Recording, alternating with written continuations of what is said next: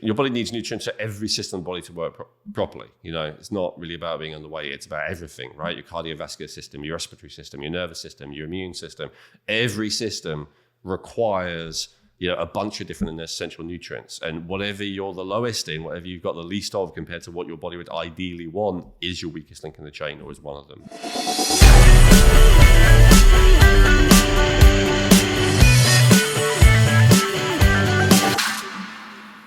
Welcome to the Rejuvenate Podcast. I'm your host, Krissy Hawks, and I am here with my co-host, Elwin Robinson. And today we are discussing how to gain weight if you're underweight. So Elwin, tell me, why did you choose this topic today? Well, today I thought we'd break a little bit from what we normally do, Krissy, because we normally, normally I would educate on a subject that I am well versed enough in to do so. But today I would almost class this as like Elwin's experiments or something like this. So this is a case study, and this will be Elwin's experiments number one. As Krissy knows, I'm doing experiments all the time, and I wouldn't share most of them with you because most of them don't go anywhere. Some of them blow up in my face, to be quite honest. I try things and they totally don't work for me and make me worse. But in this particular case, I did an experiment and I was blown away at the results because I basically got to a situation. Well, let me backtrack. So I never thought I'd make this video. I've been underweight my whole life. When I say underweight, I realize that is a judgment call, just as overweight is a judgment. So I'll say it just from the perspective of a BMI, which I realize a lot of people have a lot of criticisms of. But basically, I've been around 70 kilos, which is 155 pounds, my whole adult life. From, whenever you want to count the start of that, 16, 18 to 40, right? When I got really sick with digestive issues, it went down. I got as low as 63 kilos, which is under 140 pounds, I think, just under 140 roughly. And I'm 6'3", right? So that weight for a guy who's 6'3" is underweight. I would say most people would agree about that. And so recently I've ended up in a position where, without doing any of the things that would be recommended for a person to do to gain weight, and it really is muscle. I still haven't got, any noticeable body fat. I mean, I don't really want to be showing that off, but if I get called out, maybe I'll do some naked topless pictures or something like that. Yeah, it's not that kind of show, Elwin. Hang on. No. Maybe I'll do some topless pictures or just show you my belly or something like that, which is where, guys tend to accumulate fat, right? But there's no fat. Like when I want to do a subcutaneous injection, you're supposed to inject into the fat, and generally you're supposed to do it in your belly, and I've got nothing to grab onto, so that's still the case. And then also, so I don't believe it's fat. I also got a little body fat calculator on my scales that also say it's not fat. So it seems like I've put on, and so right now I weigh, again, depending on time of day and blah blah blah, but around 82, 83 kilos, which is about 180 pounds. So I've put on in the last year, what is that? 12 kilos, 30 pounds, something like that. And I've done that with no resistance training, no weight training of any kind, not really any exercise other than walking. And I do something called bioenergetics, but anyone who looks at bioenergetics, any muscle guy would go, that's not going to make you put on muscle. And then without any kind of testosterone support, right? Which is the other avenue that most people would use. I want to ask a quick question just to clarify on the bioenergetics. I mean, those work, that's a workout, isn't it? I mean, it's not like you're lifting weights or anything, but it's still taxing and it's still changing, or how can I say, you're going to explain it better, but I don't want anyone to think that it doesn't, that it's super easy or anything like that. Does that make sense? Yeah, absolutely. You push yourself, but basically it's either holding a position for a period of time, like for instance, just holding your shoulders up. That's one that's easy to demonstrate, in a video like this, so holding that for a few minutes, or it might be back and forth, so up and down, up and down, up and down. As I said, so I think the latter would be called, aerobic exercise. The former might be called a isometric exercise. I think that's the word for it. basically where you hold. But yeah, as I said, like I don't think anyone who is into how to develop muscle would look at any of those exercises and go, that would cause a person to gain a large amount of muscle. But yeah, you're right. It's not nothing. It's not like I do no exercise. But they also don't really, they don't really raise my heart rate, like they're not like really significant exercise. So I don't think that's a significant factor. And yeah, the other thing is testosterone, right? A lot of that's like coming out recently that I would say more in the mainstream consciousness via people like Joe Rogan, that all these huge muscular guys, not all, but a lot of them have had help from various substances, primarily, testosterone, steroid, or things of some kind or another. And so I haven't done any of that. I'll talk about why I haven't done any later. I'm not fundamentally opposed to it, but it wasn't right for me, so I never did it. So this large amount of weight gain and muscle gain just happened through something else. And so I want to explore the different things I have been doing and what I think happened in this episode. So who is this episode for? It's really for people who are underweight, who've already tried to gain weight the traditional ways. Because as I say, I'm not against that stuff. It just didn't work for me. I tried doing weight training and resistance training before. It didn't work. I didn't try steroids, but I tried herbs that increased testosterone, I would guess. That made no difference at all. If anything, I would say they increased my stress, which, is catabolic, would lower my muscle mass. So yeah, I tried the traditional stuff other than steroids, found that it didn't work. And so I wanted to share, oh my God, this seems to have worked. And as I say, I'm always in the middle of experiments.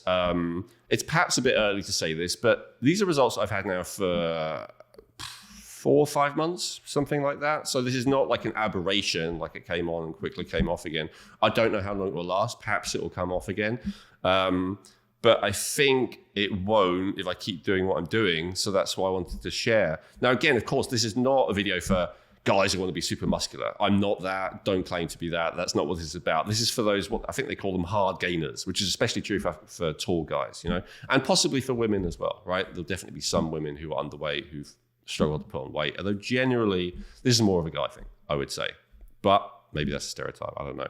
Just from my personal experience. Yeah. So yeah, and and the crazy thing is the results that I'm talking about, so going up from 70 to 82 kilos, that's like almost 20% of body weight.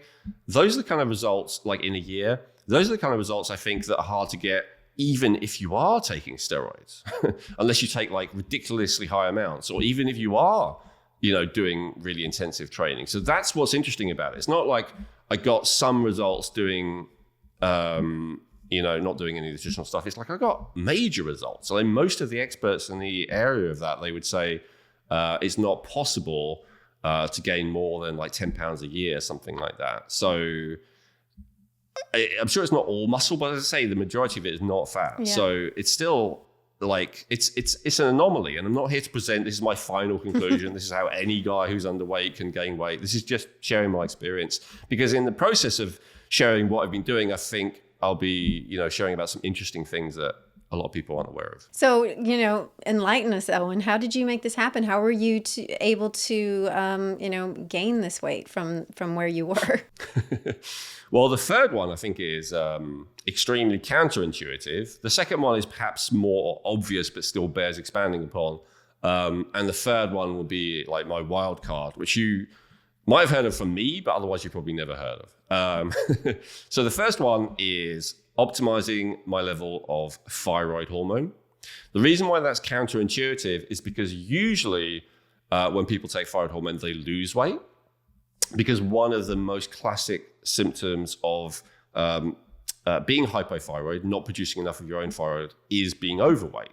So having an excess of fat, basically. So it's quite unusual to increase your level of thyroid hormone and then gain weight. But that's exactly what happened to me. Why that's happened, I think, relates to the next point in terms of thyroid. And so the next one is improving my digestion. So this is kind of obvious, right? Like being in an anabolic state, as they call it. We'll get into what that means more later, but for those people who know what that means, is a lot about how much nutrients you're taking in, especially how much protein you're taking in. Out of protein, especially how much leucine you're taking in, which is a specific amino acid. And so, of course, if you improve your digestion generally, then it is possible that you're taking in more of those nutrients you need specifically, and that would help you to put on weight, including muscle. Now, of course, that would only get you to average. Improving your digestion is not going to get you from average to super jacked, right? But it can get you from underweight to average. So for all I know, because again, this is a case study, I can't be sure, all of the improvement I had is only down to that. The reason I'm suspicious about that is because I've been slowly improving it for a while. It's been at the level that it's at for quite a while now. And yet, like, even though I say, you know, the period where I gained weight was relatively recent, 7-8 months ago to 4 or 5 months ago is when it really shot up. And it was when I started doing something else. So that's why I suspect the last thing is also significant. Beautiful. So I was going to ask in that when you were talking about leucine specifically, or really improving your digestion, and also, you know, that your diet, what were you eating? Can you, or maybe you will a little bit later, elaborate on those factors? Absolutely. I don't want to go too much about diet because I don't want it to seem like this is the diet, because I think the ability to digest is far more important than what you eat. But yes, I was eating foods which support it. Number one being dairy. Right, I had not eaten dairy for a long time, and then over the last year, I've been eating more dairy. So absolutely, that could be a factor. This is all organic, grass-fed, so I don't believe it was the hormones in the dairy. But absolutely, it's a complete protein that is quite anabolic. The protein that comes in dairy. I wasn't consuming whey protein powder or anything like that. Just cheese and butter and all that kind of natural stuff. So it wasn't like protein powder or anything like that, but still the type of protein in dairy, is high in leucine and the other branched chain amino acids in it. It is pretty good at helping to put on a little bit of muscle. So it's a factor, definitely. And it's one of the things I've been doing in the last year. So it is definitely possible. Before that, I was getting most of my protein from meat for a couple of years. The first time in my life I'd eaten meat. And I lost weight on that. When I was having a lot of beef, which is supposed to be anabolic, and meat, that's when I went down to 63 kilos. I've never lost so much weight as when I was on meat. But that's me. That's my experience. And that might be nothing to do with the quality of protein. That might be to do with the effects of my digestion or my sympathetic nervous system, all kinds of stuff, right? We can speculate about that. But yeah, so that was the dietary factor. So that's related to digestion. And then the last one, and this is the one that I think had a huge impact that I'm slightly reluctant about recommending, because there's more, even though there's quite a lot of studies on it, and I'll share a bunch of them, I would prefer if there were more before I recommend something. So this is not recommending that you do what I did. This is just, I'm sharing what worked for me. And even though I would not say that what I did is safe compared to doing nothing, it is safe from what I've seen compared to what other guys do to try and put on muscle. So in comparison, it's very safe. So because I know the guys out there a lot, especially young guys who want to put on muscle, they're going to do whatever and completely ignore safety. I may as well present them something that is significantly, as far as I can see, more safe than what they're probably already doing, even if it's not 100% safe. And so, to stop beating around the bush, what I was doing is using fairly high amounts. In fact, I eventually realized too high amounts, but since I've brought them back down to a reasonable level, it has not affected the weight gain at all, of supplemental oxytocin. So oxytocin I talked about before. I talked about it in almost every episode. I think we talked about it most in the hormone episode. And so I didn't, the reason why I started taking oxytocin originally was not to do with the anabolic effect, although I thought that'd be interesting. But I've tried so many other things that all claim that they have an anabolic effect and had none of them work on me, like, eating meat and creatine and resistance training and all the rest of it. Growth hormone. I never tried growth hormone, where I tried small amounts of the peptides. That didn't really do anything. So I tried so many other things that are supposed to be anabolic, whey protein, back in the past. None of them worked for me. So I did not think that this would. That wasn't why I did it. But it seems like it may be a very significant factor. So those, I suspect, are the three, and so we'll go into those in more detail. I also think optimizing diet and nutrition. I did a test that identified which nutrients I was low in. That tells you almost every single nutrient, every amino acid, every vitamin, every mineral, every type of fat, and tells you, what you are low in and gives recommendations on how to increase it. So that may well have made a significant difference. I'd put that separate from digestion, because being able to digest and absorb things generally is going to help you put on muscle if you're underweight. But also, it's definitely possible that the specific nutrients that you're low in, getting more of those can also help you, because of the whole idea of weakest link in the chain, which we'll talk about in a future episode. Yeah, more. I mean, that's one of the things you've definitely shared with me is the building blocks, and that the body has to have those in order to function optimally. And if you're deficient in even one of those, that can just throw you off. So that was a big eye opener for me. Absolutely. Yeah. It can be huge for all kinds of things, not just to do with this, because basically, your body needs nutrients for every system of the body to work properly. It's not really about being underweight. It's about everything, right? Your cardiovascular system, your respiratory system, your nervous system, your immune system. Every system requires, a bunch of different essential nutrients. And whatever you're the lowest in, whatever you've got the least of compared to what your body would ideally want, is your weakest link in the chain, or is one of them. So yeah, very significant for everyone. And we'll definitely talk about that more in another episode. Growth hormone releasing peptides. I have been doing those for over a year. They didn't work in terms of having any kind of weight or muscle gaining effect in my experience. And I think that's mainly down to dosage and the fact that I didn't do any training. Like if I went up to like a gym bro and said, I'm doing like 100 micrograms a day of ipamorelin, 100 grams a day of CGAC, no DAC. I haven't been doing any resistance training. Will this help me gain muscle? They would laugh in my face. They'd be like, of course not. You would need, way more than that, and a bunch of other stuff, and resistance training. That is the conventional understanding. So I don't think that's what it is. The question is, well, why are you doing it then, Elwin? The main reason that I like to do it is because it stimulated appetite in me. And because I understand it's good for healing and repair of tissues. And my understanding is I had leaky gut. And, my whole digestive system could do with repairing and rejuvenating. So those are the reasons I had it. But the main reason I stuck with it is because it stimulated appetite. I'm in a great position now where, I can feel it right now, actually. When did I eat? 3 hours ago? Where, but it used to be that, I just wouldn't get hungry. Certainly after the first meal, if at all. I would eat because maybe my energy would be low or something, but I wouldn't feel that, grumbling in the stomach that relates to ghrelin. That's my understanding. And so the growth hormone releasing peptides are kind of cheating. They are mimics of ghrelin, which is the hunger hormone. So you're literally giving yourself that thing, which then stimulates the growth hormone in turn. So that helped. That helped me feel hungry. Now, again, anyone who's watching this just out of interest, but who the last thing they want to do is gain weight, remember a lot of people take growth hormone peptides because they want to lose fat, right? So growth hormone tends to help you increase muscle and bone, but reduce fat. So even though it does increase appetite, it also can help people lose fat. And that is actually the main reason people use it. People generally go for steroids if they want to put on muscle, and they generally go for growth hormone if they want to lose fat. And of course, a lot of people do both because they're, how do you want to say it? So before, I'll get more into that later, I suspect, in my list here. Next would be reducing stress. That is huge. Now, we talked about stress a lot in the stress episode, so I won't completely relitigate that. I will say for me, I actually had high cortisol. Not everyone does. For some people, it's low. And so I wanted to do things and take things that would lower that cortisol to a more reasonable level. And so that has been working well.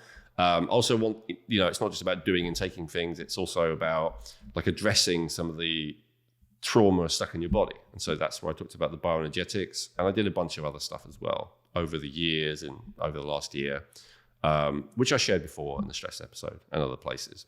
So I would say this episode will definitely make more sense if you've already seen the digestion episode, the stress episode, the hormone episode, and the peptide episode at least, because in there, we go into more depth about all this stuff.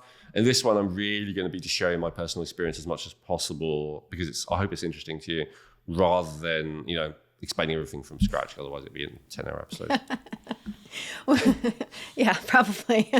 But let's go into that first factor that you were talking about, which was getting your thyroid hormones right. Because, usually if somebody's hypothyroid, then, that usually means that they are putting on weight, correct? So can you walk us through you getting your thyroid hormones, what's the right word? Sorted? Optimized, yes. Yeah, for me, I was on the borderline between optimized and sorted. I certainly was hypothyroid enough that a doctor was happy to prescribe for me. But again, some doctors wouldn't be. It was like on the cusp for me because I actually had fairly elevated TSH. If you don't know what I'm talking about, just the last episode, we did a full thing on thyroid. So make sure to watch that. I should have said that. Yeah, check out that episode as well. So to answer your question, yeah, in most cases, people with hypothyroidism tend to gain fat specifically, I'd say, rather than weight. But there is one, so that's maybe 80% of hypothyroid cases, but there's a significant minority, maybe 20%, who they have the opposite effect. Why? Well, remember, thyroid gives energy to every system of the body. And so when the thyroid is not producing enough thyroid hormones, or more technically, as we talked about in the last episode, when not enough thyroid hormone is getting into the cell to stimulate enough energy production in the mitochondria, different, depending on genetic and lifestyle factors, but I think genetics is more significant, which is why we talk so much about that. Whichever systems you have the weakest, probably genetically, although lifestyle as well, would be where that energy deficiency would hit first. So if I look at my genetic reports, I can see that often there's themes, right? And so I can see digestive system is like the biggest theme for me. Like that's the weakest system. That's the one that's most highest risk of having issues. And so what I suspect, and also what I see a lot of the time, is that people who have that tendency, the lack of energy going to the digestive system is the most significant factor for them. And that is where, and then the immune system is a big one as well.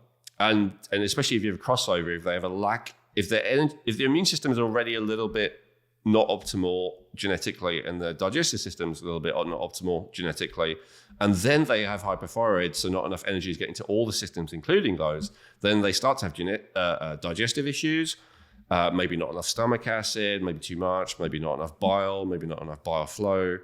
And then, especially the immune system is not optimal as well, they get SIBO, SIFO, some kind of chronic, or maybe not even that, some kind of autoimmune, some kind of food intolerance, food allergy, reaction to food thing going on. But bottom line is the digestive tract starts to become inflamed and not working correctly. And then it's hard to eat enough because every time you eat, it's kind of it's painful, right? As much as you love eating, maybe you get gas, maybe you get diarrhea, maybe you get constipation, maybe you get acid, indigestion, all that stuff, right? And it puts you off eating and it makes it difficult to eat enough to fuel you. And so that's my understanding of why a significant minority of hypothyroid people are actually underweight, because it hits their digestion first or primarily. And so they just can't take in nutrients. And remember, this is like a more of a minority issue in this day and age. But if you go back, if you're wondering, like you're a mother, Krissy, like kind of like, oh God, I've got to get my children to eat enough feeling that all mothers seem to have. It's like, you think like rationally, where does that come from in this day and age, right? You don't see many malnourished children these days in the United States, right?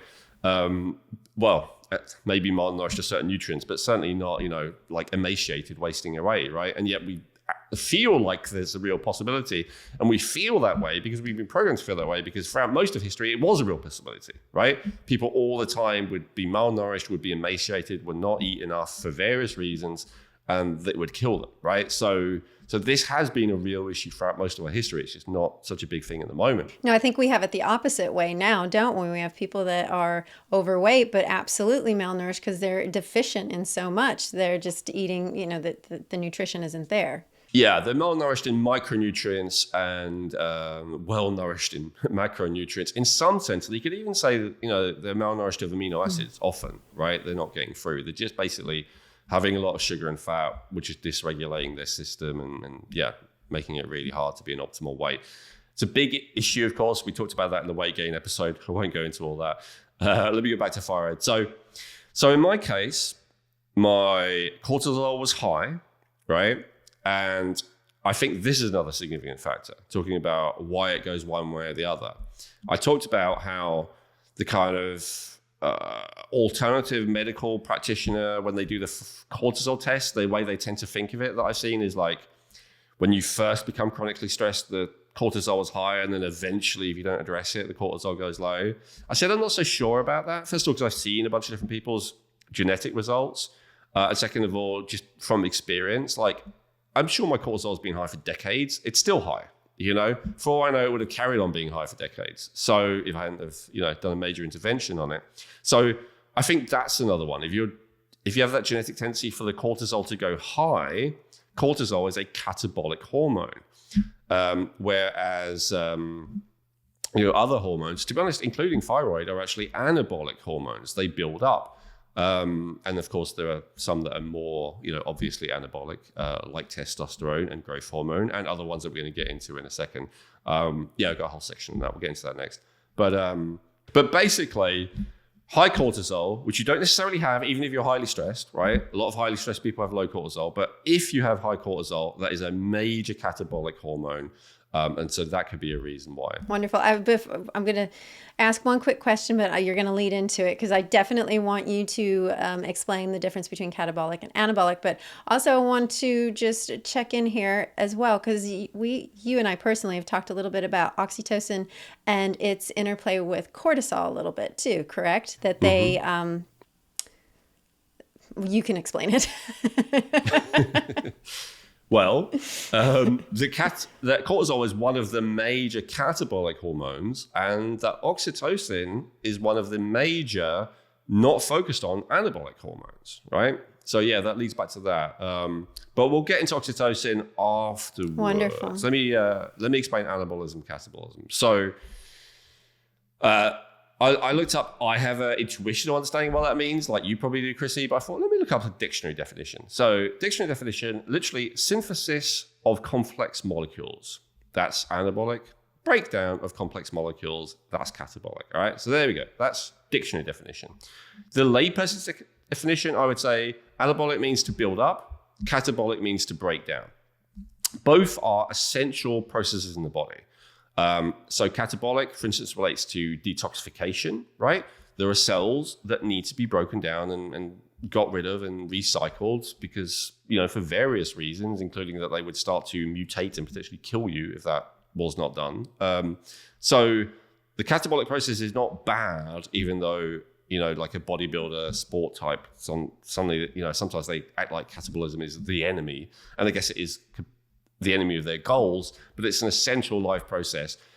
There's a lot of kind of issues around people who emphasize anabolic too much. So anabolic is building. So catabolic relates more to what's called the AMPK pathway. So that's a gene or an enzyme that basically relates to what I was just saying, like breaking down and recycling cells and stopping them from getting to the point where they can start to cause trouble. The opposite system or one of the main ones that's usually focused on is called mTOR. That one actually, remember what it means. It's molecular target of rapamycin. And so it increases muscle, increases bone mass as well, which are important and which are good. Now, there's lots of studies showing that increased muscle mass and bone mass relates to longevity.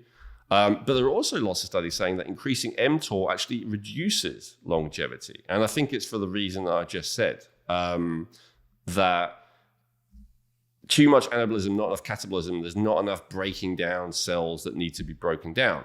So there's a bit of a movement in the bodybuilding community, which I'm not part of, but sometimes they're the only ones talking about the molecules I'm interested in. So I get little glimpses into. And, there's a big movement in there of like, we're always trying to stimulate mTOR, we're always trying to be anabolic, we want to be as big as muscly as possible, but that definitely has an impact on longevity.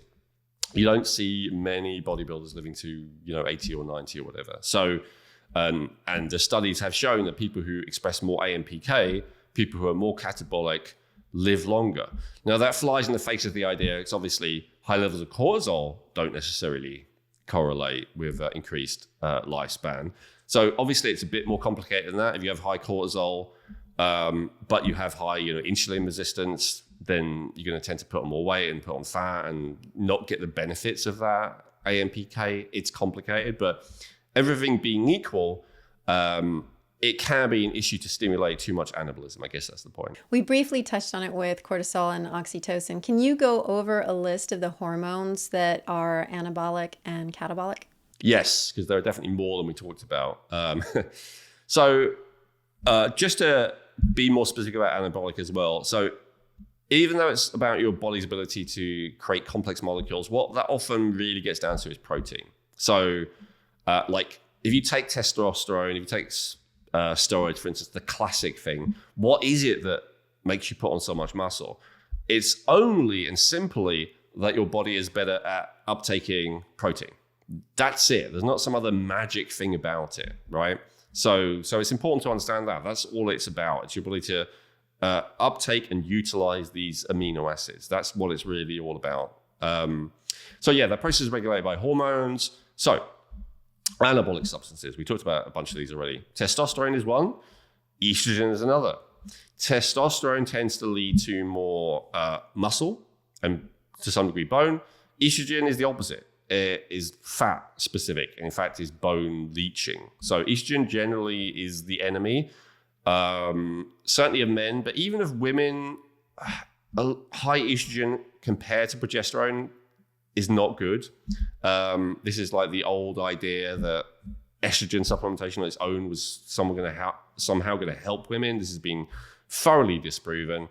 Estrogen is definitely one of those life-shortening anabolic hormones, if in excess, or especially in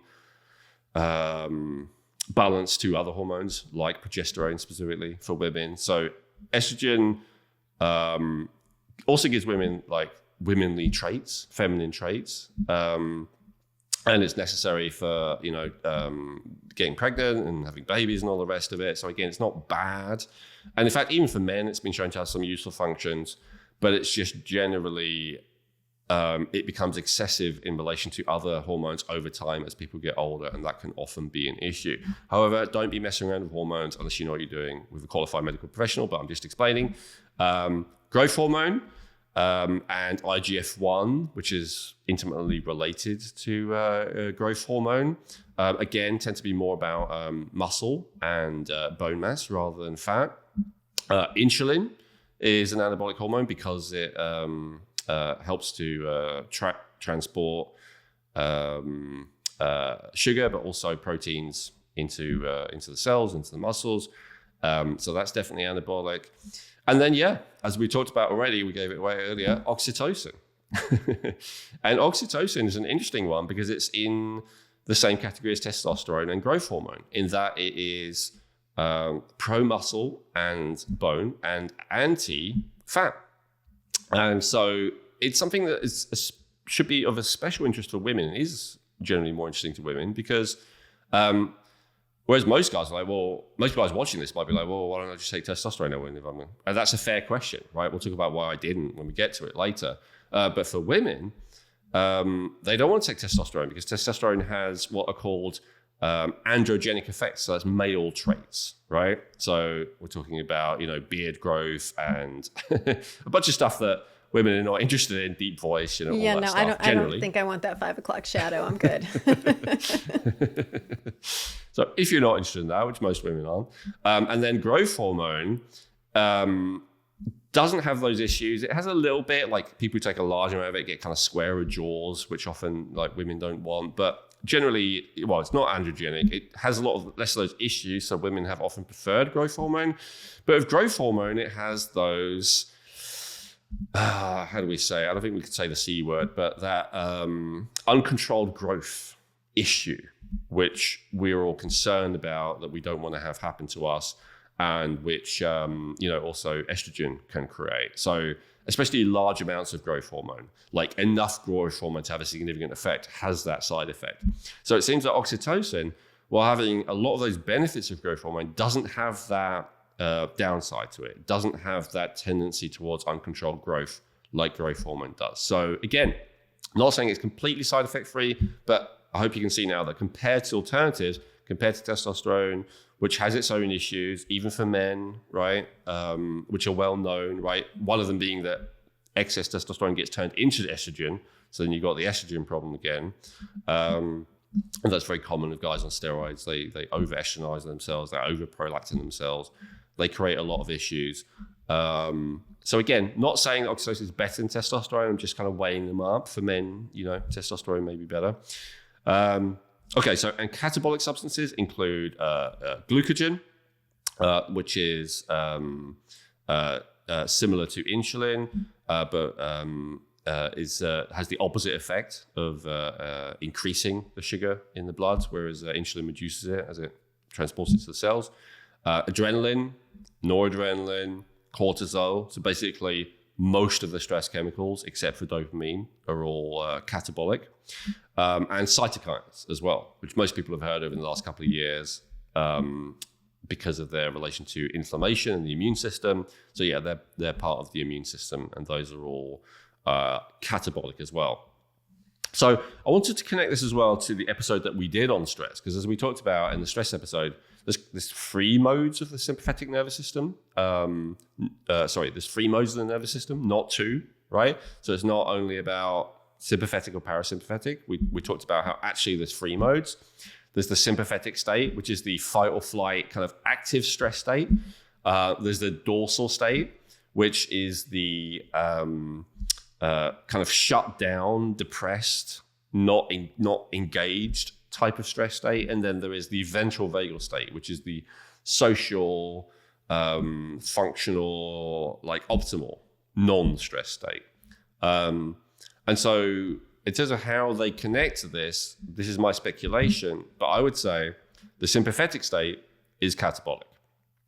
This makes sense. I think everyone would agree with this, because when you're in that emergency fight or flight, oh my God, I might die state, your body pulls all the nutrients it can, free fatty acids, sugar, free amino acids. It pulls them out of storage and makes them usable so you can turn them into energy so you can survive, right? So that makes sense.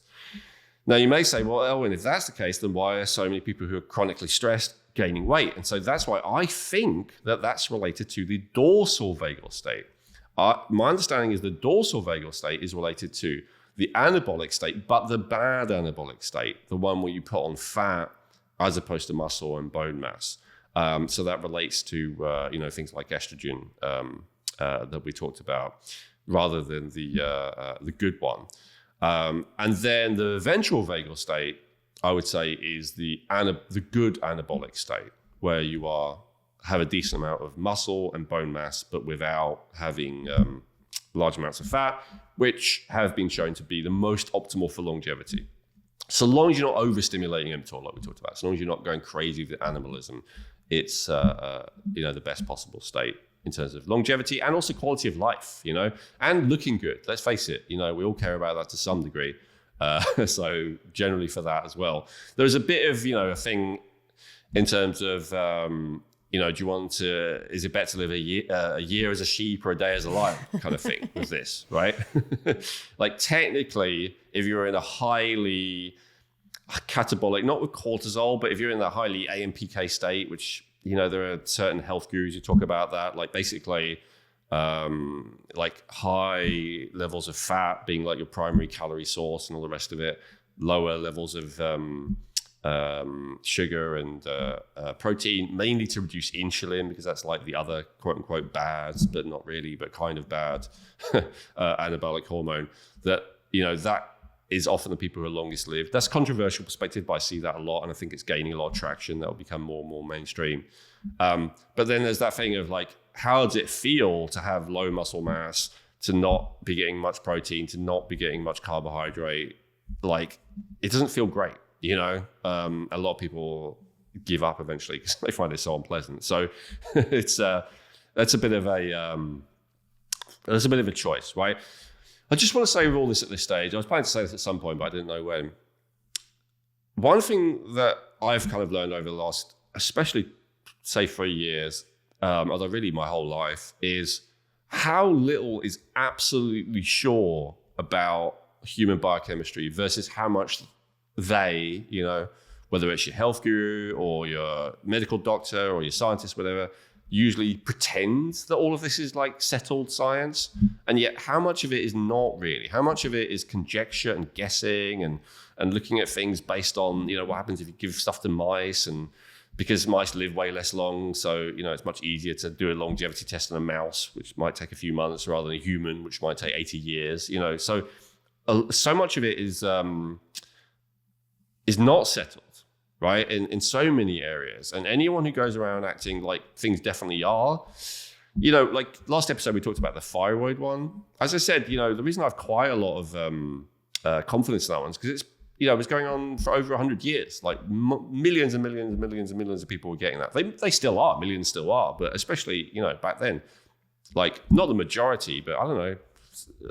A significant minority of people were all on thyroid hormone, didn't have any issues with it, felt way better, So that kind of tells me like there's something to this, right? But there's so many things that are not really settled, that are not really final, including all of this, right? So I'm sharing with you what's working for me. I'm sharing with you what the current understandings are. And then ultimately, of course, it's up to you.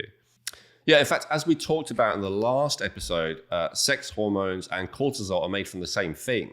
Pregnenolone and actually ultimately cholesterol. So people don't tend to have high levels of both for a long time.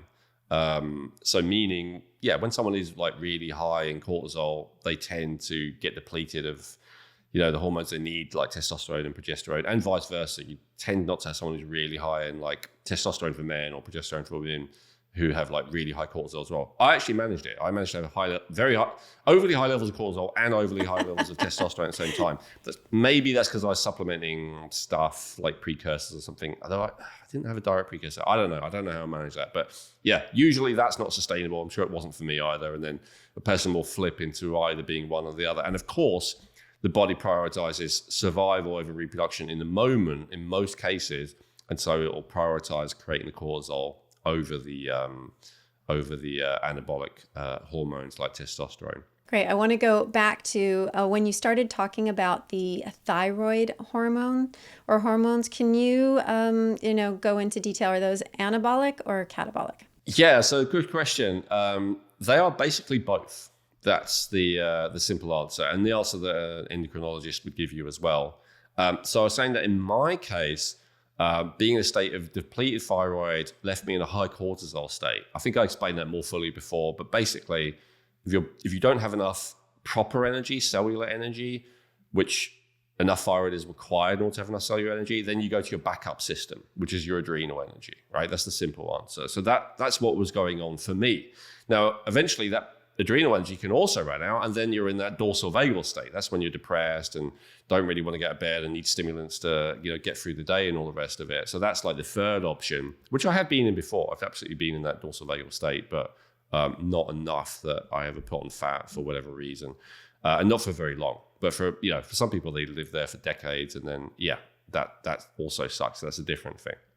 We're going to take a quick break to share with you one of our amazing sponsors, Genetic Insights. What makes Genetic Insights uniquely valuable is that they test over 83 million different variants, which guarantees a 99.7% accuracy on all of their DNA reports. With over 100 reports available, you get comprehensive insights into what your DNA is telling you about how to optimize your health today and in the future. I found reviewing my results to be incredibly accurate and applying some of the recommendations, which are personalized to your individual DNA, to be extremely helpful for me and my family.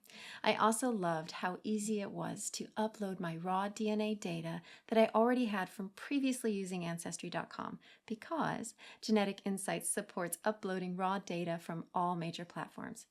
To get your health reports, go to geneticinsights.co and get 20% off today by using coupon code Rejuvenate.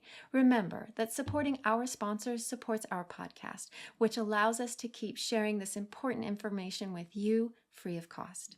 So, go get your Genetic Insights health reports by going to geneticinsights.co and use coupon code Rejuvenate for 20% off today.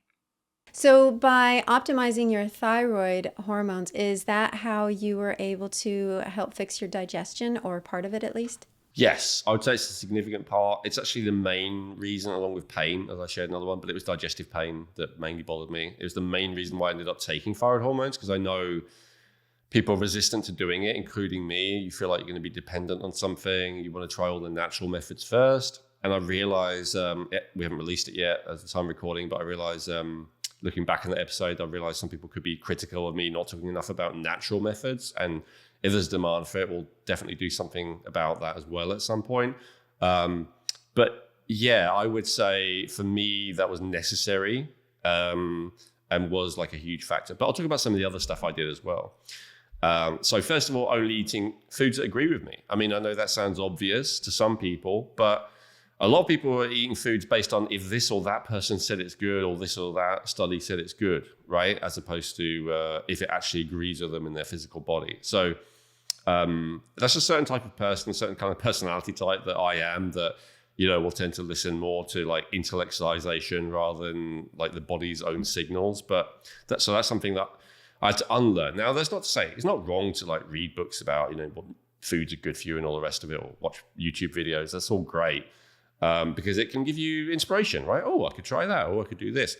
But ultimately, you have to filter it through the feedback of your own body. And I think that is what I wasn't doing enough of. Or I was just ignoring it. You know, like if you're a highly disciplined person, which I know many of you probably are who are watching this, otherwise you wouldn't be into this kind of stuff. You can very easily, like, you know, forget it, right? Like if you're the kind of person who can, you know, easily get into a cold shower and just ignore this, you know, the signals your body telling you to get out, or if you're the kind of person who can easily, you know, run up a hill or lift a heavy weight, or, you know, work a really demanding job, whatever it might be, and just force yourself to keep doing it because you need to do it, then you're also the kind of person who's going to eat some kind of food because some thing said it was good for you. Your body doesn't feel great, and you're like, no, I've got to carry on eating it, right? So there was definitely a lot of that, and I had to unlearn that. Definitely something I've been talking about for years, so this is not new, but something which is still, I think, really crucial, where I see people going wrong, is eating regular meals with balanced macros. So what that are nutrient dense as well. But what are balanced macros? Basically means I do not think it's a good idea, except for perhaps just before bed, like your last meal, if you eat just before bed, which you might want to do if you're underweight. I don't think, other than that, it's ever a good idea to have any meal that doesn't have protein, carbohydrate, and fat. You need protein, first of all. You know, that is the building block of so much of your body. The different amino acids are also the building block of all these peptides we keep talking about. They're the building block of most of the hormones we keep talking about. So you absolutely need protein. You need enough protein. I know there's this whole idea that, you know, some people are overeating protein. That's probably true if you're having like loads of protein powders and all the rest of it. But, you know, you need enough protein, and you need protein with carbohydrates, because if you have carbohydrates on their own without protein, you have too much insulin being stimulated, not enough glycogen, which will tend to put you on this blood sugar. Yeah, I was going to say, can you explain that a little bit more? Yeah, you get this spike of energy, often with like, you know, stress, when you have carbohydrates on their own. So basically, when you have carbohydrates on their own, your body only releases, or mainly releases, insulin. So insulin will take sugar out of your bloodstream and put it into your cells, which is great. But if you have carbohydrate on its own, then it'll take too much. There'll be too much insulin. It'll take too much out of the blood, and then your blood sugar will actually be low. At which point you will not feel good, because you need your blood sugar to be at a fairly reasonably high level to feel good. And so then you will crave either more sugar to raise it again, or you will crave some kind of stress, either in the form of getting yourself all upset in some way or another, which again, I've been very guilty of in my life, or taking some kind of stimulant, which I've also been very guilty of, although it was a long time ago. Because all of these things will take the sugar back out of storage, back into the blood, and then you'll feel better. So to prevent that, to have protein with your meal, it stimulates another hormone as well, which helps it to be more balanced and stops that excessive amount of sugar being taken out of the blood. It's a lot more balanced. You need fat with a meal. You need fat in general. Again, this is like controversial about what type and all the rest of it. I'm not going to get into that in this episode. But you need some fat as a form of fuel. For a start, again, as with the protein, if you have carbohydrate without any fat, it's going to go into your bloodstream too quickly. So the fat really slows it down. Now, it's true that having a large amount of fiber with your carbohydrate, if you have some fruit that's high fiber, low carb, like berries, that also will slow how quickly the sugar gets into your bloodstream. But then again, there's not that many carbs in berries. You have to eat a hell of a lot of berries. So most of us need a dense carb in order to have enough energy, whether it's, grains, or whether it's, some kind of starch or some kind of high carb fruit. And so in order to stop that being released too quickly, fat is really useful. Fat is useful for so many other things, but I'm just looking at it from this point of view of being underweight at the moment. So that's why you also need fat with a meal. Fat is the one you can live without. So at night, if you want to have a meal without fat, so it's not so heavy and you can just digest it very lightly when you're asleep, that can work. But in terms of blood sugar balance, which is crucial for being in this anabolic state, let me explain that. Why is blood sugar balance crucial for being in an anabolic state? Because as soon as your blood sugar gets low, it stimulates stress chemicals. It stimulates cortisol. It stimulates adrenaline. It stimulates noradrenaline. So you want to keep your blood sugar stable to keep yourself in a low level of stress, because stress is catabolic. Or, as we talked about, and this is my theory, maybe it's anabolic, but only in terms of fat gain, not in terms of muscle. So you don't want to be in a blood sugar roller coaster. It also feels terrible, right? Being low blood sugar sucks, feels bad. So that's the other reason. You want them to be nutrient dense. What does that mean? It means, not empty calories, basically. I guess if you're watching a video like this, you've probably heard that before. And in terms of what I mean by regular meals is I'm not a big fan of snacking. I know for people who are very metabolically compromised, whose blood sugar has really been wrecked, they sometimes need to. They need to eat every 2 or 3 hours. And if you need to, you need to. But I would say you want to get into a position where you can go, 4, 5, 6 hours. Because even though from a weight gain kind of metabolic point of view, it's great to eat every 2 or 3 hours. From your poor digestive system point of view, from wait a minute, we also want to live a long time. What about AMPK point of view? As we talked about, we also need that catabolic period. So for the first roughly 2.5 hours after you eat, that's when your insulin is high. That's when your stomach is still full. So if you're eating every 2.5 hours, yes, as I said, it can be appropriate for people with real blood sugar issues and all the rest of it. But you want to graduate out of that as soon as you can, because if you're eating every 2.5 hours when you're awake, maybe even waking up in the night to snack, as some people do, you're never in that catabolic state. You're never stimulating AMPK. You're never doing the cellular detoxification thing. And that can cause problems long-term, definitely, maybe even short-term. Certainly if you have digestive issues, that they can get worse. Your liver really prefers to release bile, like a decent shot via the gallbladder every few hours. It doesn't want like a constant trickle of food kind of coming in all the time.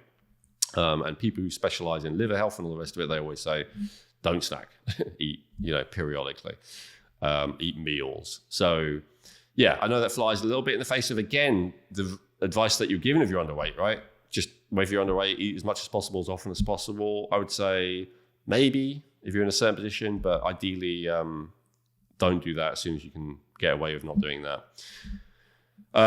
So leads into the next one, improving digestion, cleansing and detoxification, right? Which includes if you have underlying chronic infections in your digestive tract, SIBO, SIFO, all of that stuff, that's got to be dealt with. Now, does it have to be fully, completely dealt with? In my experience, no. I had such bad chronic for such a long time, and my digestion's doing better than it ever has. I would say it's still not fully resolved. There's still some foods that I can't eat without it causing gas and problems. I'm not coming from a position of perfection. I'd say my digestion, my sleep are the areas where I'm weakest. They're like the least healthy. And so you don't have to resolve it perfectly, but resolving it as much as you can. Ditto with the intestines, reducing inflammation, reducing leaky gut, right?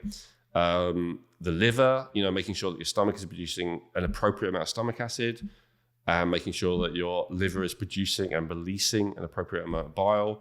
I won't get into all that. It's a whole different conversation. We'll do cleansing and detoxification soon. I'd like to do an episode on that. But for now, we have the digestion episode. I talked about that a bit. Strengthening immunity and reducing inflammation are huge as well. What's that got to do with putting on weight if you're underweight? Because if you're in an inflammatory state, you are in a stress state. And if you're in a stress state, you're in a catabolic state. It goes all back to that again. And so when I say strengthening the immune system, I mean really kind of balancing it, getting the correct balance between pro-inflammatory interleukins and stuff, and then also the regulatory ones, so that there isn't that excess of inflammation going on. And also strengthening in the sense that, if an infection does come along, your body can deal with it. And also strengthen the immune system so that it can deal with all the chronic infections, which so many people have going on, right? We talked about this before, but if you have a sinus infection, if you have a fungal infection, if you have an intestinal infection, if you have a lung infection, if you have a urinary tract infection, if you have a skin infection, I think that's all of them, like the common chronic ones. Any of those things are going to be putting your body in a chronic inflammatory state. And if you're in a chronic inflammatory state, then to some degree, you're in a chronic catabolic state. Now, I say to some degree because, as we talked about, it can go in one of two ways. Either you're going to be in the position when you're underweight and you can't put on muscle, or you're going to be in the position where you're overweight, but you also can't put on muscle, but you're gaining fat, right? You're putting on fat, but you're generally not in that position unless you're cheating, unless you're taking steroids and all the rest of it. You might be, I know this guy with a chronic infection and he's big and muscly. Yeah, he's on steroids probably, right? And steroids, by the way, massively reduce inflammation, right? So again, it's cheating, but it's not resolving the root issue. And of course, it can create a lot of problems. Absolutely. And you did talk about healing the gut, healing leaky gut. Were there any other little things besides helping the thyroid that helped with the leaky gut? Absolutely. I talked about the growth hormone peptide. That was one thing that I've been doing. But I would say probably more important peptides are BPC 157 and TB500. So TB500, either TB4 or TB500 actually, are more for the reducing inflammation.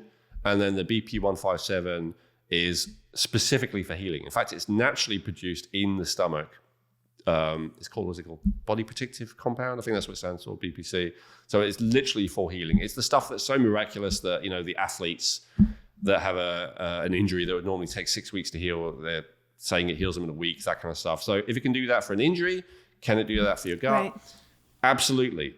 Is that all you need if you haven't addressed the issues as to why it is inflamed and leaky in the first place?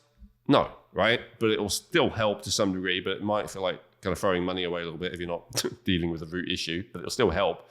But yes, certainly, even once you've dealt with the root issue, let's say you had SIBO or something and then you killed it, that a lot of people do not feel any better once they've dealt with the underlying infection because the intestines are still inflamed, still irritated, the various digestive organs are maybe still under or overproducing fluids, bile and stomach acid and pancreatic juices, and the whole system is still leaky, there's still increased intestinal permeability.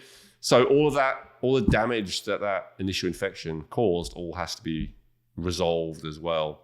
There's another peptide called VIP, which is vasoactive intestinal peptide, that I actually like as well.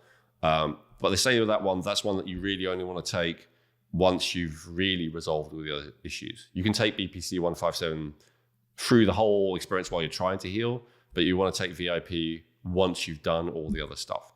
Exactly why, I'm not 100% sure. That's more just clinical feedback, that it can make people worse if they still are in the middle of an infection, but it can really help them if they've kind of resolved all their other issues. Right. And will those two peptides that you mentioned, will they help also within, I know it's working on leaky gut, will they also help with malabsorption, or does that work at the same time conjunctively? Yeah, well, absolutely. In the case of, both of them, but especially TB500 would be more the malabsorption one because it's reducing the inflammation. The inflammation is really the thing that gets in the way of absorption. That's, like in a serious case like IBD, they look for something called calprotectin. That's the marker for IBD that shows that like really high level of inflammation, which leads to absorption issues. But it's all of it, like you need, as we talked about, stomach acid, pancreatic enzymes, and bile to produce, to digest properly. And those can all become dysregulated with inflammation. So yeah, through the inflammatory pathway. Yes. Perfect. Thank you. Now we're going to get into, something that I had never heard of until we began discussing it, until you brought it to my attention, supplementing with oxytocin. So, can you delve into that topic, please? Absolutely. So, I have talked about this before, but I will do a bit of a deep dive on this because it is so potentially amazing. Now, I say potentially, you can't be adjusting any of your hormones like with something exogenous, right? Something outside of you without some degree of risk, right? So when I give this list, I don't want people to think, oh, great, I'll just take it. I won't even think about it, right? So again, this is not foolproof. It's not side effect free, but if it's better than most of the alternative things that people are already doing. So that's why I felt like it's good to bring it to people's awareness and let them know it's possible. This is the most unknown. So I've actually compiled a bunch of research studies here to back up each point that I make. So we'll make sure we post that underneath, Krissy. Remind me to give those to you, please. Because again, most people have not heard of this stuff. Most of the stuff I say, I don't give research studies because it's, you can just Google it, right? It's easy. Like everything I'm sharing with you generally is pretty, simple to look up for yourself. When I give you stuff that's really outside the mainstream, then I'll probably give you references. So I've done that in this case. So a video about this got me curious initially. Now I was into peptides already. I'd already seen it as like one of the things. I learned about oxytocin, 15 years ago. I can't remember her name, but there's this brilliant female doctor who wrote a book about it, and that piqued my curiosity. She talked about it being related to trust and bonding, and I had issues around trust my whole life, and in psychology it's called attachment style. So I had this avoidant attachment style. So the idea of something that can help you do that was very interesting to me, but I just kind of shelved it away as well. They talk about, okay, how can you raise it? Hug people, laugh, all that kind of general lifestyle advice, which was great. But of course, the whole point is if you're low in oxytocin, it's hard to get yourself to do all of that stuff, right? So it's a bit of a catch-22 situation where sometimes, it can be helpful to have something kickstart it a bit like I said with growth hormone earlier, like the growth hormone peptides, like the ghrelin mimics, right? Like to get the appetite going in the first place, it was really helpful to have that to remind your body of what it is to be hungry when it hasn't really felt that for a long time. So oxytocin, they talk about it as the love molecule. If you Google it these days, you get something saying, oh, it's not just about love. It makes people like more likely to gloat. It makes people maybe more smarmy or something. I can't remember the word for it, but like, it's not going to mean, if you take oxytocin, it's not like taking, the stereotype of taking the drug ecstasy where you just love everyone, you want to hug everyone, you don't have any boundaries anymore and all that kind of stuff. It's not really that. I would say experientially that it's more like the feeling of being loved, which of course, when you're loved, you're more likely to be loving in turn, but it's not guaranteed, right? In a certain situation, you might just be more self-assured and self-confident to put up a healthy boundary. Right? If you feel genuinely, like if you have secure attachment, to use the psychology term, if you feel safe and secure and like you have the right to express your own preferences and all the rest of it. So it doesn't necessarily make someone super loving, but it absolutely makes them feel more secure in themselves. And the word that I would use for it is fulfilled. Literally. So when people are low in oxytocin, either through genetics or environment, usually very early upbringing, the first few years, they tend to feel, and this is experiential, but they tend to feel like they have this emptiness inside of them, like a hole inside of them. And this terminology is obviously very familiar in the world of addicts, right? If we talk about Alcoholics Anonymous and Narcotics Anonymous, Gambling Anonymous, all of it, they all talk about the same thing, that there's this feeling of like there's a hole inside of me that needs to be filled, and I fill it with drugs, I fill it with sex, I fill it with gambling, I fill it with whatever, right? But it's because if I don't do all that stuff, if I cut out all the addictive behavior, the feeling of emptiness is really unbearable. So this is an experiential feeling. So again, this is a leap on my part, but I would say, but not much of a one, in my opinion. I would say that feeling of emptiness corresponds and correlates to a deficiency, a lack of oxytocin. One of the proofs of this, as I said, in terms of addiction, I'm skipping ahead on my list a bit here, is that, okay, so first of all, just to clarify, oxytocin is classified as a drug. What it is a peptide. It's basically 9 amino acids in a row. In most countries, though, it's classified as a drug. And the only on-label use for it, the only medically approved use for it is for women who are giving birth. Not even for lactation that I've seen, even though it would help with that as well. It's only with giving birth that it's prescribed. Now, of course, all drugs, doctors have the right to give off-label prescription, which means they can give it for another purpose. And as we'll get to when I talk about the studies, they're trying it for a bunch of different stuff. They tried it for people who are autistic, for instance. So people who are autistic, they obviously really have that problem with bonding and trust and connecting with people. And so they did a really large-scale study on that, found it didn't really help, unfortunately. So, and they, speculating, because there's something else going on, right? That the oxytocin is really not really resolving. But anyway, going back to the feeling of emptiness thing, one of the off-label uses for oxytocin, which has been done a lot, is for people with addictions, because it increases that feeling of satiety, or as I said earlier, fulfillment. So if you have this tendency to binge on, food or drugs or whatever, do some oxytocin. Will it stop you? Not necessarily, but it will make it easier to stop yourself because you'll feel that much more fulfilled. You'll feel that much less empty.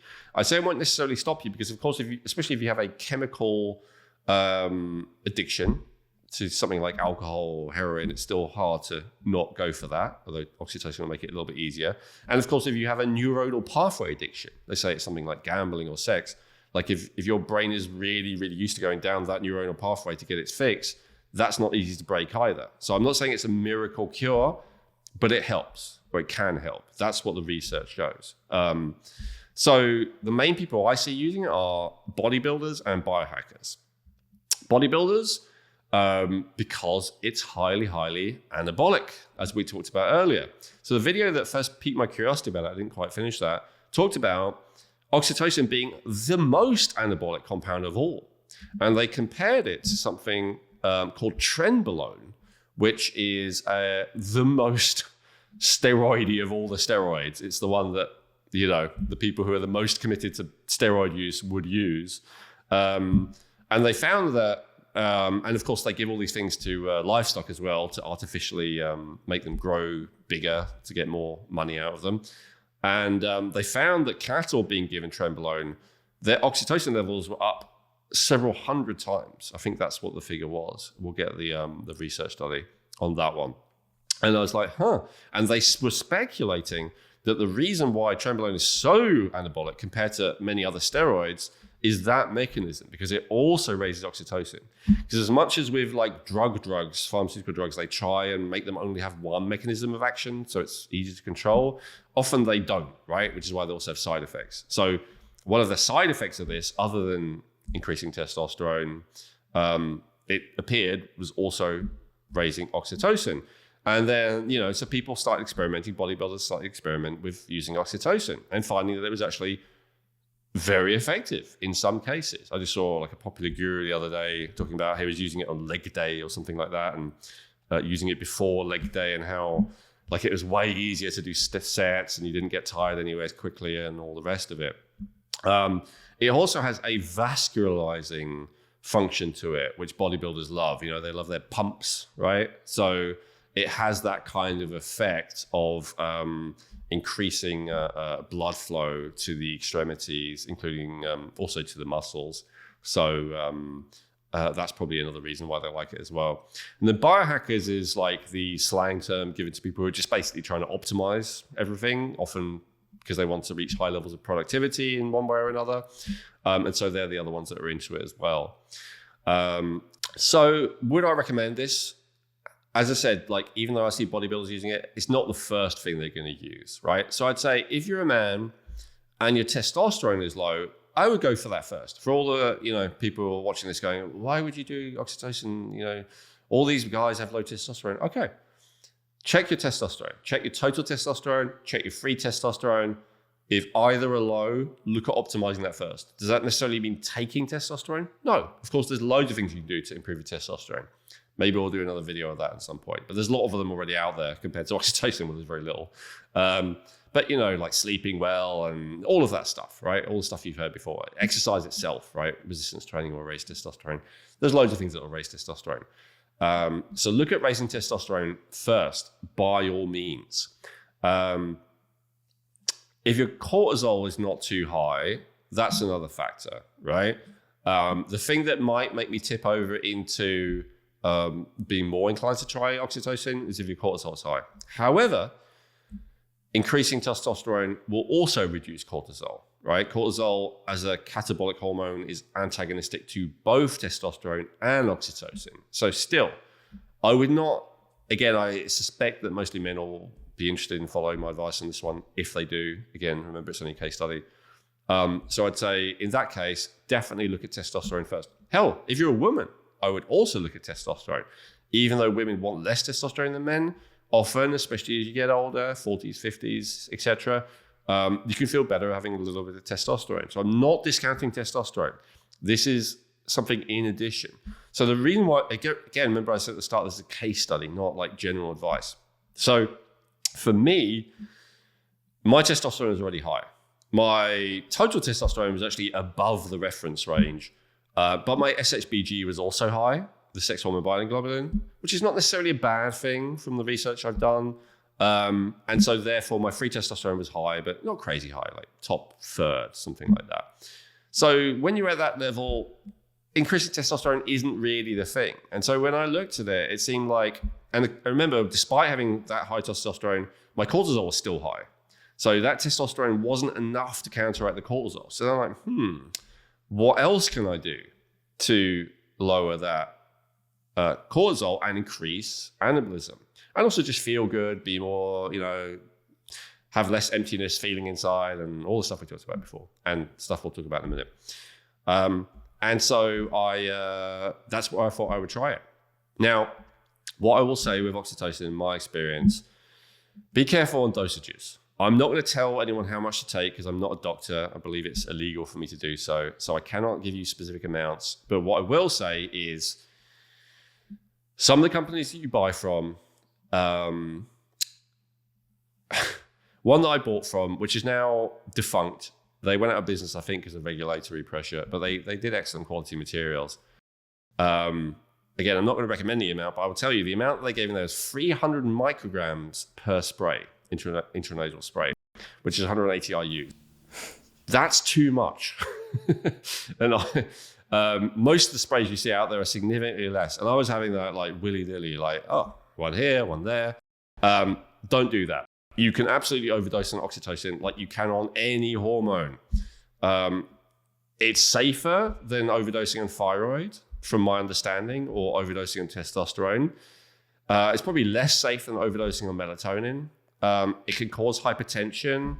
It can, it's slightly antidiuretic, so it can lead to holding on too much water if you really do it.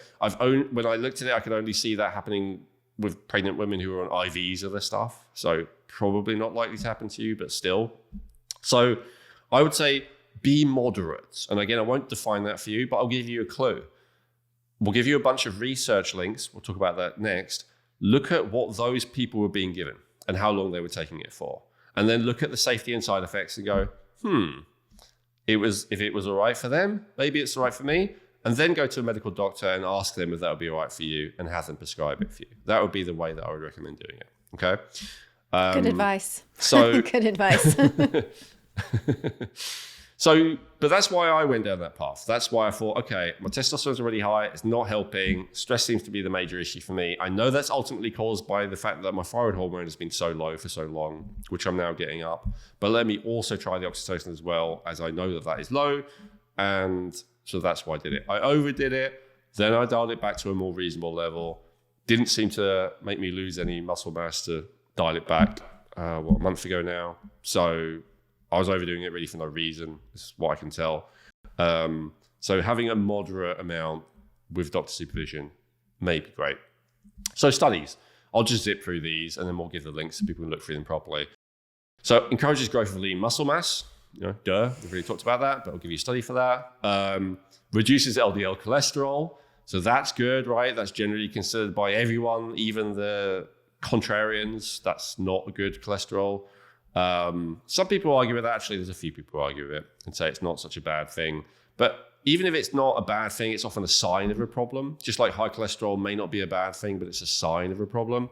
So reducing that as a side effect is probably a sign that generally things are getting better. There's an interesting one about muscle gain. It's also not just about gaining muscle, but also making old muscle feel like new. There's a study for that. So it's older people who had very kind of tough, fibrous like muscle that was like not juicy, like a muscle should be. They found that it regained its juiciness. There's a study here. One of the only anabolic compounds that doesn't cause proliferation of cells, the C word. So that's very interesting. That's a study from Berkeley. Promotes lipolysis or burning of body fat. So this is the other big reason that people watching this who are not underweight might want to try it. Now, again, is it 100% safe? No. But is it safer than a lot of the things that the people do to reduce body fat? I would say yes. Personally, I would prefer it to very high doses of caffeine, which people do all the time. I prefer it to amphetamines, which, people do, legal versions of amphetamines. I would prefer it to, again, we talked about testosterone for women for obvious reasons. I would prefer it to growth hormone because of the proliferation of cell issue that we just talked about. Trying to think what else. I prefer it to semaglutide. Definitely, even though that's all the rage at the moment. For various different reasons, which I already talked about in the weight loss episode, so I won't go over that again. So yeah, I prefer it for a lot of things that people are already doing, even if it's not 100% safe. Enhancing muscle quality and strength. So that's interesting. So some things, like growth hormone, it's kind of controversial as to whether they even increase strength or whether they only increase the volume of the muscle, if it's only the appearance of looking bigger. Now that's kind of questioned. Some people say that the people they studied, because they're already like so advanced that it didn't make a difference for them, but it would to the average person. I'm not 100% clear on that. I don't think that has been, again, as so many things, it's not settled science. But it's interesting to see with the oxytocin, it can increase strength. Study showing that, again, we'll give you the link, not just the size of the muscle. Increases positive emotions and prosocial behaviour. That's one from The Lancet. Does that remind anyone who watched the stress episode of anything? That's ventral vagal, right? Positive emotions, and not just that, but prosocial behaviour. So rather than feeling like you have to hide or that you have to fight or that you have to run away, but actually, I want to reach out, I want to connect with people. That's a ventral vagal activity, and so that's correlated with oxytocin. Improves sexual intensity and orgasm satisfaction in both partners. So it has an effect on men and women. Very powerful in my experience. I thought this would work for women and not men because of my biases when I first got into it. Boy, was I wrong. It's absolutely very effective for both men and women. Again, that's my anecdotal experience, but here's a study that bears that out. Now, again, it has it does increase nitrous oxide, so it absolutely will improve blood flow to the extremities, right, for men and women. So it will help with erectile dysfunction as well. I don't have a study for that, but I would be very surprised if that's not the case, given it has exactly the same mechanism as the PDE5 inhibitors like Viagra and all the rest of it. So it has that kind of effect, maybe not as strong as Viagra, but it has that kind of effect, but also orgasm intensity. can lead to premature ejaculation because of the increase of excitement. So for men, that is a potential downside. If that's already a tendency, you might want to not do it because it could exacerbate that tendency. It has been shown, so a study here, suppressing appetite for weight loss, right? So it's interesting, as I said, for me, it's leading to weight gain, but for someone else, it could lead to weight loss. It all depends. So it is anabolic, but again, anabolic for muscle and bone mass, not anabolic for fat. I would say if you want to lose weight, then have oxytocin before you eat. If you want to gain weight, have oxytocin after you eat. Some people would say it makes no difference, especially if you're on a safe dose, but I would say it absolutely does. And again, not just anecdotally, there's a study. Reduced addictive desire. This is what I talked about earlier. This study gives a bunch of different examples of how it will, various different addictive behaviors that it was studied with, and it helped to improve.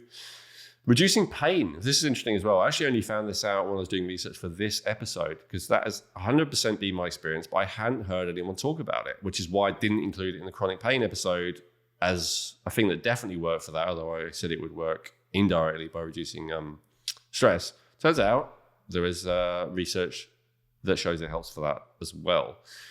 And then, increases feelings of spiritual connection in men. This study was, so it's not proven to be the case for women, but I'd be very surprised if it didn't have that effect in women. If we were to go a little bit like spiritual, like La La Land for a second, the people who talk about chakras and stuff like that, I would say that they would say, because I heard them say it, that oxytocin is a heart-opening compound. And so what does that mean in a practical sense? Well, literally, it increases blood flow to the heart, right? On a practical level, I will say I've experimented it in a lot of contexts now. Does it all, like, I've had some upsets in my life since I started using it. And I would say, let's say I was completely upset about something one day, thinking of an incident a few months ago. I took oxytocin. It is not like a drug. It's not alcohol. It's not cannabis. It did not numb the feeling of upset at all. What it actually did is made me more aware of my feelings, which is interesting and kind of correlates to what they talk about with heart opening. This is not suppressing feeling. This is not blissing yourself out to numb the feeling, which maybe things like endorphins or endocannabinoids might do, whether that's right or wrong, but that's what they do.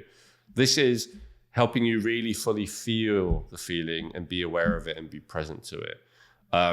So I would say it's not going to suppress painful feelings, because the emptiness that we talked about earlier isn't really a feeling. It's kind of like an absence of feeling, right? Feeling empty is like feeling nothing at all kind of thing. So I guess by opening the heart, you feel more feelings. So this is my anecdotal experience. It's not going to suppress painful feelings. It may even make you more aware of them. But of course, as all the good psychology, psychiatry, therapist, whatever will teach you, the way out is through when it comes to feelings. You do not want to suppress your feelings. Do you want to control them in the sense that you don't just blindly act on them, like lashing out at people or against yourself? Yes, right? You don't want to be a slave to your feelings, but people feel like the only alternative to that, like, you know, let's say if you're filled with anger, people feel like all I can do is shout at people and break stuff, or I can suppress it.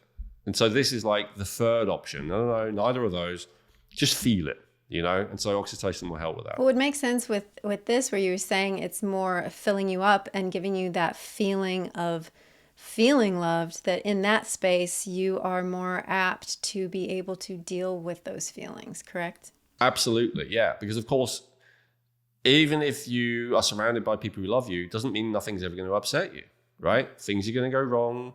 You know, some people may still hurt and betray you. Some situations may still let you down. You may still have disease. You may still have accidents. All of that bad stuff can still happen to you. And it is natural to have some kind of upset, some kind of pain around that. But as you said, when you feel loved, you feel more able to deal with it and process it. I think that's a great way of looking at it, Krissy. Yeah. Beautiful. Well, I want to go into, you know, within all this research and in your own, you know, case study here, what are the dangers that you found? So I encourage you to do your own research and, of course, work with a medical practitioner who will tell you. So safer than most hormones is what I found at normal doses, which, again, I won't advise you on. The practitioner needs to do that. but it can interfere with heart rate. As I said, it brings a lot more blood flow to the heart. It can interfere with blood pressure. It absolutely increases heart rate in my experience. So mine is not high, but if yours is already really high, that may be a bad thing. It increases blood pressure in my experience temporarily.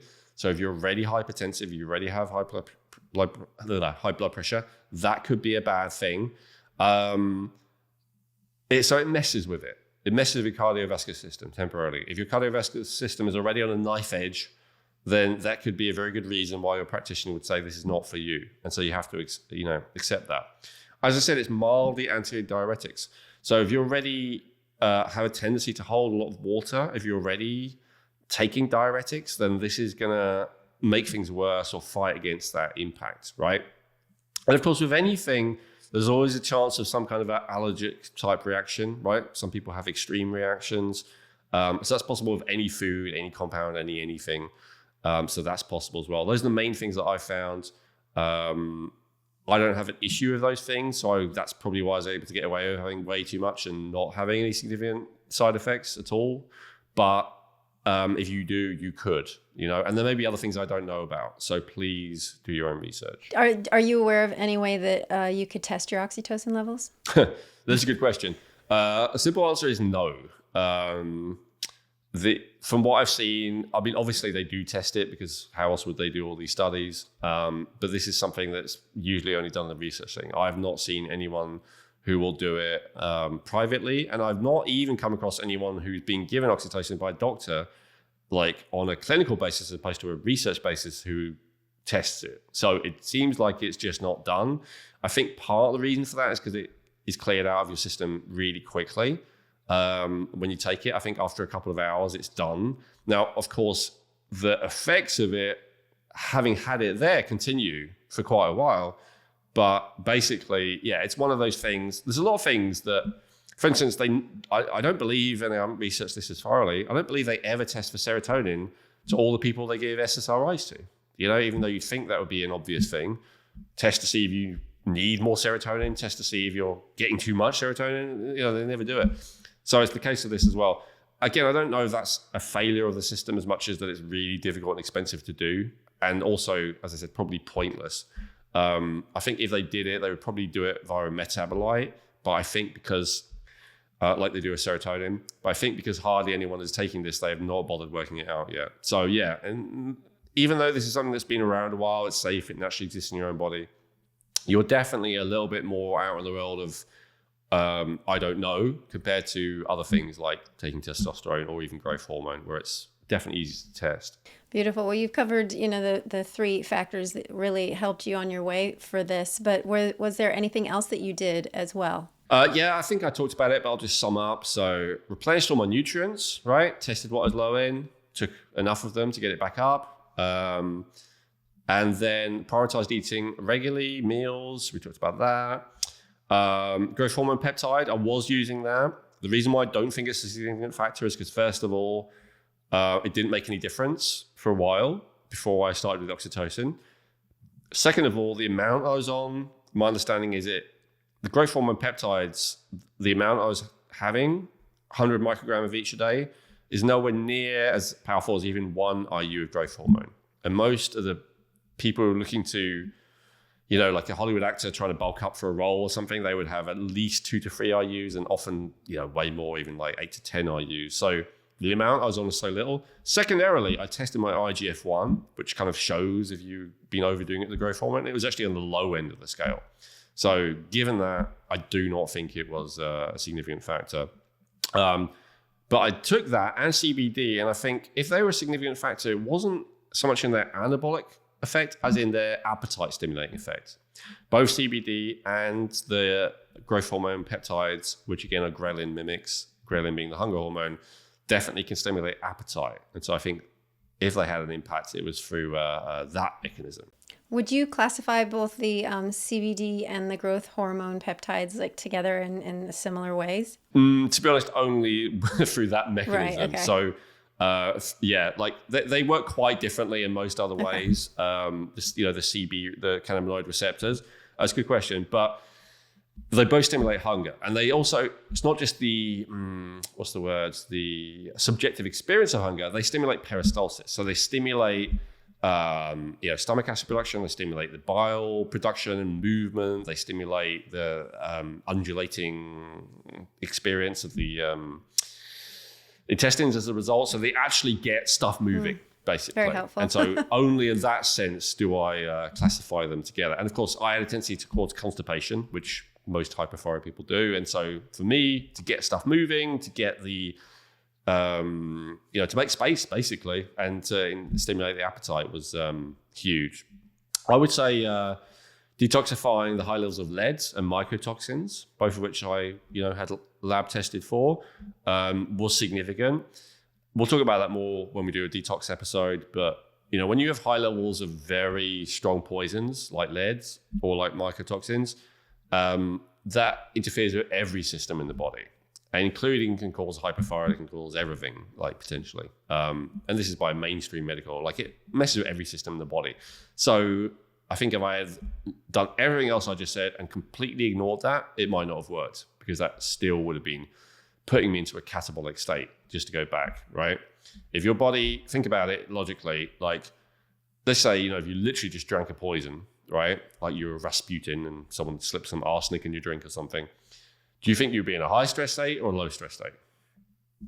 High stress, obviously, right? Your body's like, oh my God, I've been poisoned, right? Well, imagine you've got lead in your body for years and decades, right? Does the body go, oh, well, we're used to that now? No, it's a poison. So it's still in a high stress state. High stress state is catabolic. So, I think if you're underweight and you just haven't been able to gain the weight, I would test for the most common poisons. I would do like a broad spectrum, like heavy metal, maybe mycotoxins, maybe some of the other MTBE, I think is one, like the kind of general byproducts that show that your body's really struggling with a toxin. I would recommend that if you can afford it. And then, of course, reduce stress, right? We talked about that. Get yourself into that ventral vagal space. Because if you want to gain weight in terms of fat, you should be in that dorsal vagal state. If you want to lose weight in terms of muscle, you should be in that sympathetic state most of the time with both of them. But if you want to have muscle and low fat, you want to be in that ventral vagal state as much as possible. That's, again, not proven that that's correlated, but it seems pretty obvious to me. So would you recommend, if somebody was underweight and wanted to gain weight, would you recommend that they do what you did? Well, it depends what you mean. So if you mean focus on what you want to achieve, discover your underlying deficiencies, imbalances, toxicity, chronic infections, and resolve them, yes. If you mean discover what is making you too catabolic and not anabolic enough, yes. If you mean improving your digestion and reducing chronic stress, yes, right? These are all themes of what I've talked about. And I would say all of those things are universal, right? But I would say don't do the exact things that I did unless you're in the exact same situation, right? In terms of, the stuff that we've talked about. I gave one example of that already. Many guys especially are probably going to want to start with testing testosterone. And I'm fairly unusual in this regard. Most of the time, that's going to be low. That's going to be a factor that you can improve, right? Not the only one. You might well have digestive issues and a bunch of other stuff, but that's an example.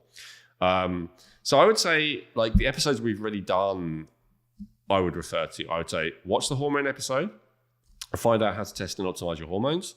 Watch the digestive episode and find out how your digestive system works and how to optimize that. Watch the stress episode and find out how to be more in that ventral vagal mode. Watch the hormone and thyroid episodes in terms of like understanding, some of the stuff we talked about in more depth, especially thyroid. Watch the peptide episode because we just touched on a couple of them there, but that's going to give you some helpful information. Watch the upcoming nutrient deficiency episode. We'll do that soon, I hope. And watch the upcoming detoxification episode. Hopefully we'll do that soon as well.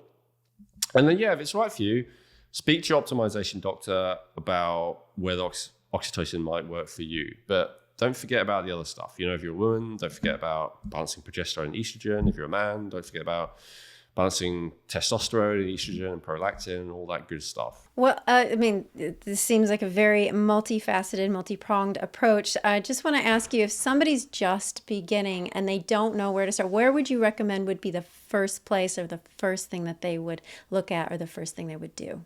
It really depends on what they've already tried. You know, if they've tried like literally nothing, then I would say try the normal advice. You know, like if you're a 20-year-old guy without any health issues who just doesn't get put on weight, then by all means, you know, follow the normal advice, which is work out in the gym with resistance training, eat, a high protein diet, eat regular meals with good balance of macronutrients, get enough sleep, all of that stuff, which every gym fitness guy will tell you is the key to putting on muscle. You know, this guide is really for people who that has not worked for various reasons, right? If you have already tried that and it hasn't worked, and you're like, if you mean like, what's the next step after all that? I would look at probably the first three things I said there. So hormones, if you can afford to do a test, I think, you can do a pretty broad spectrum one for like $100, something like that these days, because a lot of these companies are trying to sell you TRT. So in order to do that, they'll often sell very cheap tests for you to test all those hormones. So then, they hope that you get a bad result and they can sell you something. So that usually is pretty affordable for most guys, I would say. And women as well, absolutely. Hormone tests, same thing. There's a bunch of people out there trying to sell you that. And often, not always, but you can find some company somewhere who'll do that pretty cheap if you need it to be. Because those are very common tests. Basically, the more common a test is, the cheaper it is. So those hormone tests are very common. I would absolutely look at digestion. How is my digestion? Because obviously one of the first things that all the standard advice about gaining weight is eat more, right? So if you have found you have not been able to do that, or when you do that, you feel X symptom, right? You feel this, you feel that, then look into digestion. And then stress, I would say that would be where I start. I wouldn't get to thyroid yet or peptides or all that until those basic things are looked at first. Beautiful, Elwin. Thank you. As always, thank you. This has been a really wonderful insight. There's a lot of people out there, definitely, that's why we did the weight loss episode, or looking for that, but I don't really see much out there on this topic, so I really appreciate that. Do you have any final thoughts before we bring this episode to a close? Absolutely. So first of all, as always, leave comments and questions, but I was thinking that at some point, I don't think we discussed this yet, Krissy, but we might do like a live, or if you're too busy, maybe I'll do an AMA on Twitter or something like that, where I'll answer questions. So, or maybe we won't do a live, but we'll pre-record and we'll go through all your questions and then answer them in an episode. So we're not quite sure how we're going to do it yet, because we haven't discussed it, but definitely, give you questions. And of course, not just questions, right? I'm not pretending to be the expert in all things. By all means, if you've seen research about oxytocin, other benefits I haven't talked about, I'd love to hear it. Other ways, like if you've had a crazy way where you put on a bunch of muscle that's not the normal standard advice, I'd love to hear that.